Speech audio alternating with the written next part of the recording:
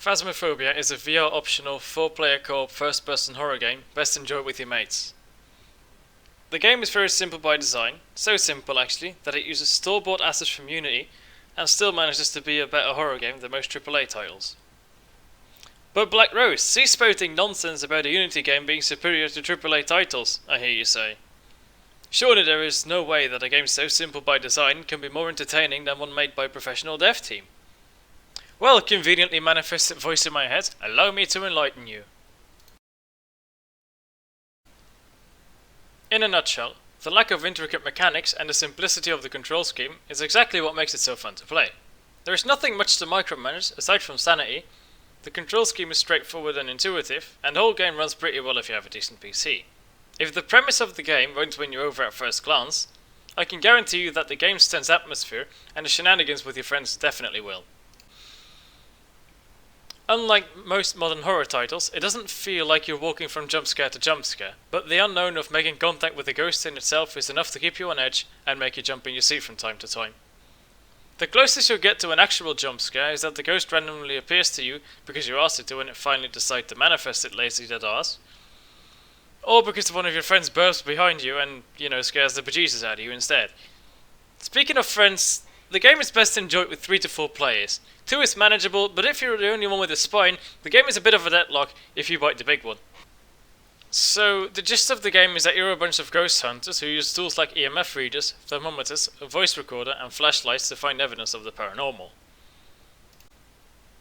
The Ghost Hunter's Manual is a book containing information on all the ghost types and their associated evidence. Additionally, it has several slots for pictures, as well as 3-star ratings to determine the quality of said pictures.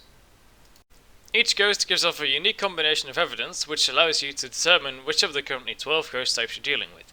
Gathering evidence is done with both these in-game items and in-game voice chat. Now, the latter is pretty much a requirement in the game to get the best experience out of it, since certain evidence such as a spirit box speech is impossible without it.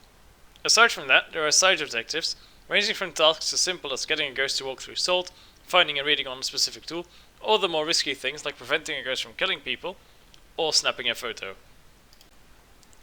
As of now, there are 5 smaller maps and 3 big ones.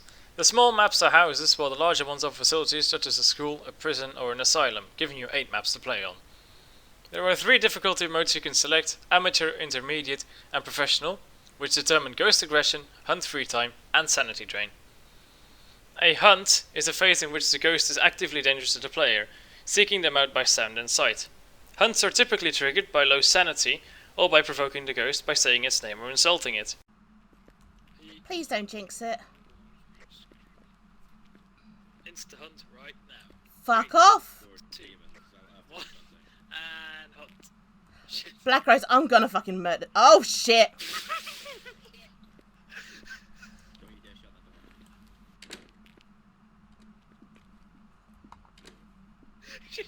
You fucker.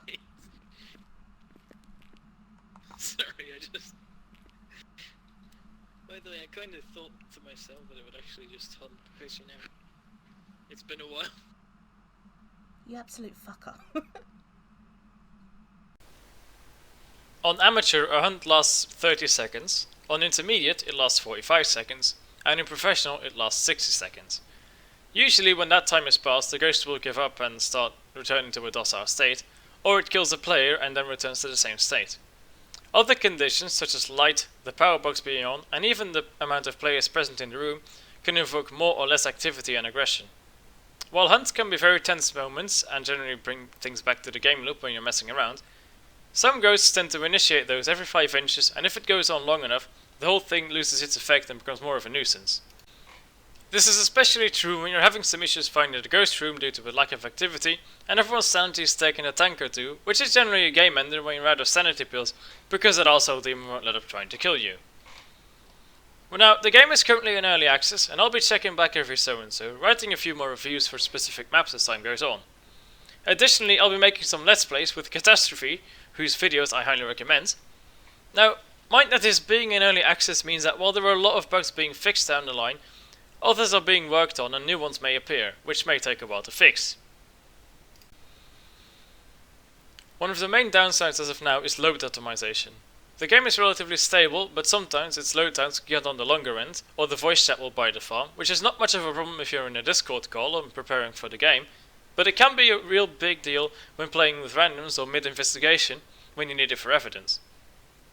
I know that to a lot of people lately, early access is the video game equivalent of saying shit in the schoolyard or premarital sex, but don't let that stop you, because the game has a passionate developer working on every inch of the game, and the Trello board gets updated regularly. It sells for $15 on Steam as of this video's creation, and with more than 100 hours under my belt and more to come, I'd say it's a steal. I'd generally recommend it to anyone who's tired of generic single-player walking simulators riddled with cheap jump scares filling the bulk of the modern horror scene, and in search of some genuinely tense gameplay. Anyway, that's a wrap for this review. Let me know what you think of the game in the comments down below, and don't forget to tell your friends and subscribe.